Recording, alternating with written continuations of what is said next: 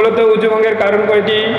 অজু ভাঙার কারণ 7টি। পায়খানা বা প্রস্রাবের রাস্তা দিয়ে কোনো কিছু বের হওয়া, মুখ ভরিয়ে বমি হওয়া, শরীরের ক্ষত স্থান হইতে রক্ত পুষ পানি বের হয়ে গড়িয়ে পড়া, মৃত্যুর সঙ্গে রক্তের ভাগ সমান বা বেশি হওয়া, শীত বা কাঁধ হয়ে হেরাম দিয়ে দেওয়া, পাগল মাতাল ও অচেতন হইলে, নামাজ ধরে হাসিলে।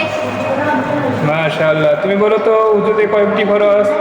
অজুতে 4 ফরজ, সমস্ত মুখ ধোয়া, দোনো হাতের কুনি সহ ধোয়া, মাথা মাসেক করা, দোনো পায়ের টাকুন সহ ধোয়া।